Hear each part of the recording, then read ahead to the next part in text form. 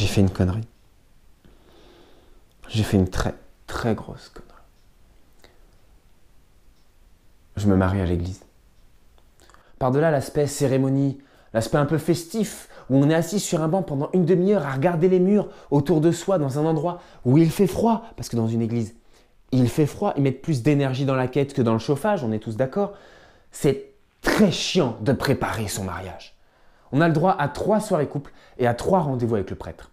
Les soirées couples, c'est les vendredis, de 20h à 22h. C'est-à-dire que si tu as passé une semaine bien chiante et que tu as envie d'être détendu chez toi, au calme, à faire un petit barbecue, à faire un petit tête-à-tête avec ta femme, faire tes impôts, c'est mort, tu vas bouffer du Jésus et du Dieu toute la soirée. Et si malheureusement tu ne peux pas y aller, parce que ce serait dommage de louper une de ces soirées couples, les couples formateurs t'accueillent chez toi en comité réduit les mercredis soirs.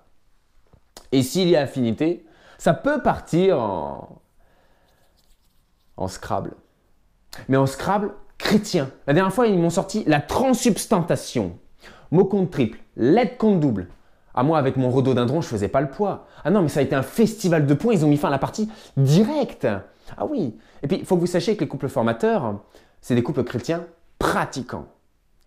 Dieu est amour. Le sexe avant le mariage, c'est mal. Vous avez un enfant avant d'être marié? Hérétique, au bûcher! Ils m'ont appris pendant une de ces soirées que c'est grâce à Dieu si je suis actuellement avec ma femme. J'ai rigolé parce que si c'est vraiment lui qui chapeaute tout ça, elle a dû se fendre la gueule à me voir conquérir ma femme. Clairement, pendant ces soirées, les couples, ils racontaient un petit peu comment ils se sont rencontrés. Et il y en a, balade champêtre, un petit parcours de santé. Alors que moi, c'était la guerre. Clairement, un vrai parcours du combattant. J'étais pas le seul soldat à vouloir m'insérer dans le bunker, les gars. Pas le seul soldat. Et puis, notre relation a clairement mal démarré. Adrien, désolé, mais mon cœur est déjà pris. Ah, c'est pas grave, je ne visais pas aussi haut. C'est soft, mais c'est ce qui s'est passé. Vous n'allez peut-être pas me croire, mais j'ai eu énormément de mal à la séduire. D'un point de vue général, de toute manière, j'ai toujours galéré avec les femmes. Mais maintenant, à l'heure actuelle, avec toute l'expérience que j'ai, je suis devenu un vrai professionnel. Dr Love qu'on m'appelle. Avec moi, c'est succès garanti ou pute gratuite. C'est mon slogan et il marche du feu de Dieu. Feu de Dieu. Bon, j'ai pas énormément de succès, mais qu'est-ce que j'ai d'heureux. Ah ouais, c'est énorme. Ils m'ont raconté aussi comment Jésus est venu au monde. Marie s'étant fiancée avec Joseph, elle est partie chez Élisabeth, une amie, pour faire son enterrement de vie de jeune fille. Pendant ces 4 mois d'enterrement, elle s'est mis une race. Mais une race! Elle se souvenait plus de rien. Elle est revenue vers Joseph enceinte. Elle savait plus rien. Joseph, il essayait de comprendre, il essayait de savoir un petit peu qui était le père. Marie, j'accepte ton enfant à une seule condition. Dis-moi qui est le père. Joseph, t'as déjà reconnu une équipe de gladiateurs dans le noir? Limite, après, c'est elle qui l'engueulait.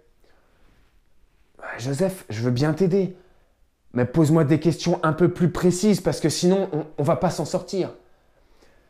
Et c'est ainsi que Jésus fut le Fils de Dieu.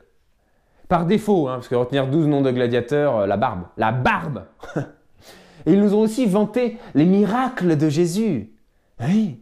Pour moi, si vous voulez, la Bible, à l'heure actuelle, est une traduction, d'accord, d'une interprétation, d'une ancienne traduction, qui est elle-même une interprétation d'une plus ancienne traduction. Je ne sais pas si vous voyez ce que je veux dire. Par exemple, quand ils m'ont dit, Adrien, Jésus a transformé l'eau en vin.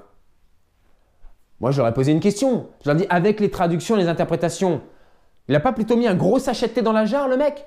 Goût fruits rouge. L'eau transparente est devenue rouge, et puis avec les traductions, c'est devenu du vin. Je me suis mis tous les couples formateurs dans le dos. Voilà, tous, sans exception. Et la dernière soirée, le prêtre est venu nous honorer de sa présence pour faire le premier contact, si vous voulez. Il nous a donné toutes les clés pour réussir son mariage, toutes les clés pour un couple épanoui. J'ai trouvé ça super sympa. D'accord? Très très sympa. Mais d'un mec qui a tellement charbonné sa vie de célibataire qu'il a encore de la corne sur les mains, à quel moment il a eu les connaissances pour savoir gérer ma vie de couple? À quel moment il le sait comment on fait un mariage et on l'entretient? Franchement, je ne comprends pas le concept. J'ai clairement pas compris le concept. Si vous l'avez compris, venez m'expliquer, venez me voir, venez m'expliquer. J'ai clairement pas compris. En attendant vos explications, moi je vous dis à plus tard. Salut tout le monde.